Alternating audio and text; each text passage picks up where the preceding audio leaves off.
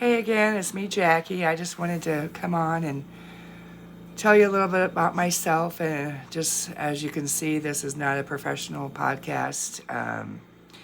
As you can see, I'll have my animals in with the podcast sometimes, and hopefully I'll get there. But for now, it's just me and my iPad and interviewing people, nothing professional.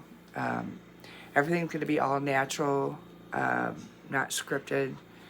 When I talk to my friends, Alpha 1 and COPD friends, it's just going to be me one-on-one talking to them and letting them share their story and maybe asking a few questions along the way, but it's more or less just going to be them sharing their story.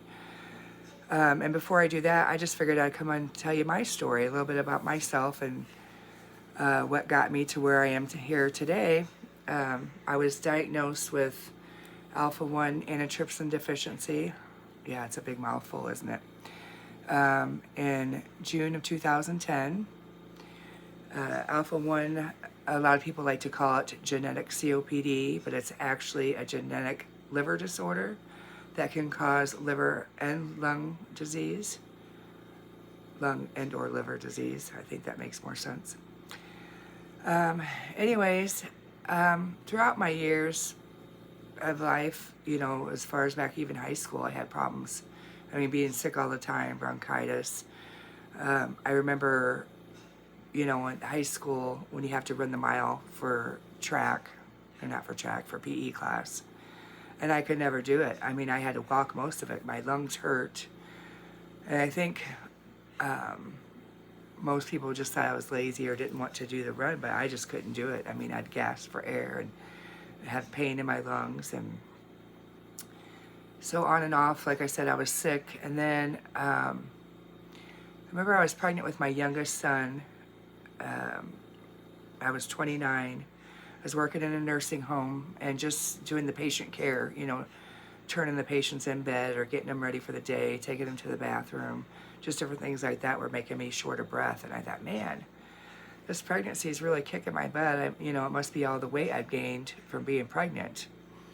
But kind of just, played it off like that. And of course, over the years, I did smoke. So, I mean, that contributed to and made my Alpha 1 worse. But, still I thought, 29, this is terrible. I can't breathe or anything. But I kind of put it off and kept telling myself over the years, okay, you need to quit smoking. Everything that we all tell ourselves as smokers anyway. I know all of us out there who have Alpha 1 and COPD weren't smokers, but I was. So fast forward to I'm 39, working in our county jail, and I'm just so short of breath all the time, walking anywhere, doing any little exercise steps, anything. So I kept telling myself, I need to quit, you should quit smoking. But then I finally, one night, I quit smoking actually. I quit smoking, and then I just kept, getting worse. And I kept thinking, gosh dang, if I'm going to continue to do worse, I might as well, keep smoking. Of course I didn't, thank goodness, but that's what I was thinking at the time. So I quit smoking, got worse, and then one day I came home from work, made supper for the family, and was cleaning off the kitchen table after supper, just wiping it down like you do, cleaning off the table. And I had to sit down. I was so short of breath I couldn't even finish wiping off the table. And I thought, okay, this is it. I need to get myself to a doctor. And I think over the years I thought I should go to the doctor, but between, I think, losing insurance and different things, I never went. Although I remember going back that I did have a physical one time and for a job, and that doctor said, you have the lungs of an 80-year-old. At the time, I didn't think nothing of it. I thought, okay, I smoke. When I quit smoking, things will get better. But now that I look back, I thought, why did he not tell me, you need to go to a pulmonologist or go see, a doctor about this? But I was never told. I just kept thinking, okay, quit smoking, So I quit smoking. Like I said, Sorry, you'll see me lots of times, and I refer to it as squirrel, that I just lose track. One thing that COPD does for us is causes us brain fog. I also have rheumatoid arthritis, so that's my other excuse that I'm sticking to it about my brain. You know, I get on one subject into another, so bear with me. But let's see. So I finally went to the doctor. I went to just my regular family doctor and told her I think I need to go to a pulmonologist. And she asked me why. I told her my story. Then she took me for a walk and put the pulse ox on me. At the time, I didn't work with them that much. I knew what it was for, but didn't pay attention much to the numbers or anything. And she took me for a walk, and I walked. My pulse ox went down to the 70s, which those of you with COPD know that's how low that is. And then she took me back to her room, gave me a breathing treatment, and took me for a walk again. And that breathing treatment didn't help much. I still, was in the 80s or so when I went for that walk.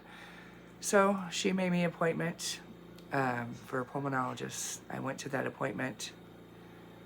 I think I had tests done. I don't know if I had a breathing test quite then, or they just, maybe at that appointment just did blood work and checked my lungs, and asked me questions about my history and everything. She told me to come back in a couple weeks, and my test came in. I came back. And she sat me down in the room, and I remember I had my son with me. I think he was only 10 at the time. And she said, you have alpha-1 antitrypsin deficiency, and you're going to have a port in your chest and have this medicine once a week. And in my head, as she's talking, I'm thinking, oh my gosh, should I be scared? I don't know, am I scared? And I thought, well, don't act scared. You have your son Tyler with you. You don't want him to get scared. So she kind of explained everything to me and said that there was a specialist who deals with that in Iowa City. She'd make me an appointment. And in the meantime, go home and wait for that appointment, more or less, But still, I thought that I'd never be able to even pronounce alpha-1 antitrypsin deficiency again. But I went home, and I got on my computer, and I looked up everything I could on alpha-1, which, of course, they say not to do that, but I'm glad I did, because I found the Alpha-1 Foundation or Association website, got information from that. Of course, everything I was reading I didn't like the looks of. I looked up, of course, life expectancy of someone with alpha-1, and I think at that time was 54, I think, and that's what I am now. Will be 55. So, I didn't like everything I was reading, but didn't truly understand it either.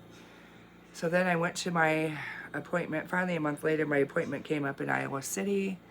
I went up and met with that doctor and got the information that I needed.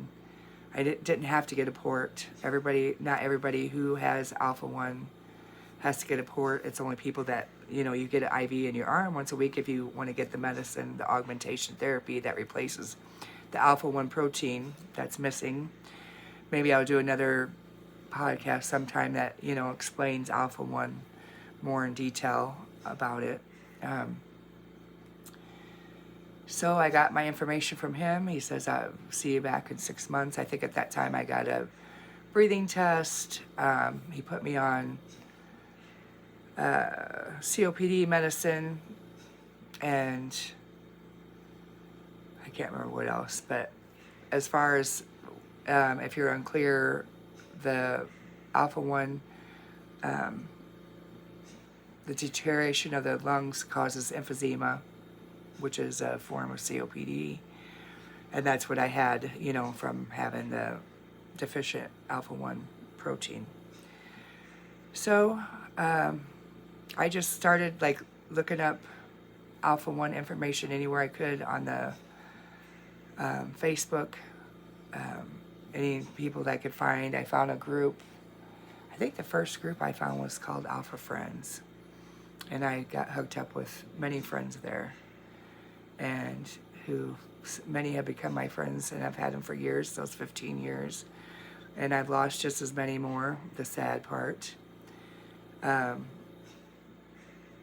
when you're told, or they make you believe that, in a couple years that I'm either going to pass away or need a lung transplant, and I'm here 15 years later, as I accredit that to my children and my grandchildren and my husband helping me and learning with me and keeping me motivated to keep going.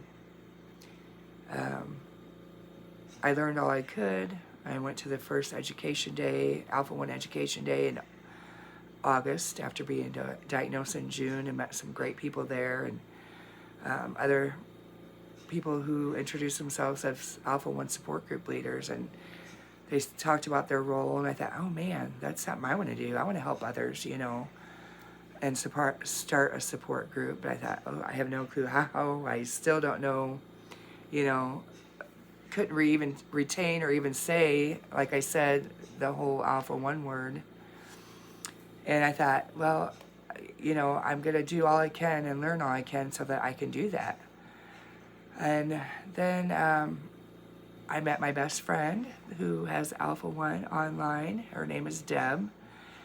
And we found out we only lived like 40 minutes apart from each other, and we'd meet up once a week. And, she talked about too how she'd love to have a support group, and we were kind of having our own little support group between the two of us. So it was the beginning of 2011, we started seeing invitations for a national Alpha One national conference in Minnesota, and they were giving away free scholarships to those who have never attended. And we're like, oh great, let's go, more information for us to learn. And at that time, I'm still learning along the way, and we're still learning more and having our online Alpha One groups, and I've got into some COPD groups, and we went to that conference in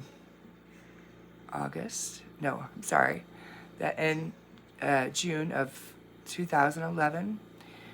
We had told a couple people that we met, that we had loved to become support group leaders, and we met the right people, and Mary and her husband Todd, and they said, hey, they're having a support group leader training tomorrow, let me introduce you to somebody. So they introduced us to Kathy Horsack. It was Henderson. Kathy Horsack at the time, now Kathy Henderson. And we went to our first support group training that day, that Sunday of that.